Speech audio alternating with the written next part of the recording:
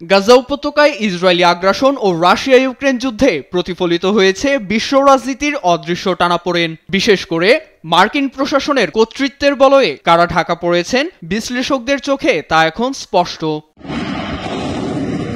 Soviet ইউনিয়নের সময় Israel গঠনে প্রাথমিক হাত ছিল ইউরোপের। তবে সেই থেকে ইউরোপের বদলে মার্কিন প্রশাসনের ছত্রছায়ায় পথ চলতে শুরু করে ইসরায়েল, যার দরুন তেল আবিব প্রশাসনের পক্ষে একচেটিয়া সমর্থন অব্যাহত রাখে ওয়াশিংটন। এ নিয়ে এতদিন পশ্চিমা মিত্র ইউরোপের মুখ বন্ধই ছিল।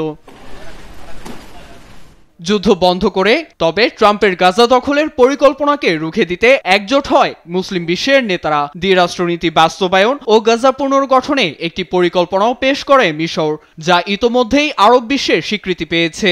এমনকি প্রথমবারের মতো মার্কিন প্রশাসনের বিরুদ্ধে গিয়ে পরিকল্পনাটির পক্ষে সমর্থনও জানিয়েছে ইউরোপীয় ইউনিয়নের 11টি দেশ। অন্যদিকে বাইডেন প্রশাসন কিয়েভকে সমর্থন দিলেও ট্রাম্প ঝুঁকেছেন মস্কোর দিকে। এতে ফের ইউক্রেনকে সমর্থন দিয়ে মার্কিন প্রশাসনের বিরুদ্ধে দাঁড়িয়েছে ইইউ। এতে স্পষ্টতই মার্কিন বলয় থেকে নিজেদের বের করে ইইউ আত্মনির্ভরশীল হওয়ার চেষ্টা করছে বলে ধারণা বিশ্লেষকদের।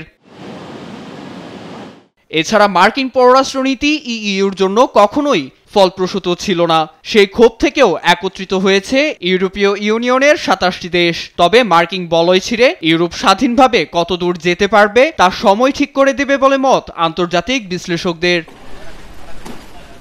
নীরব দাস, নিউজ ডেস্ক, দেশ টিভি।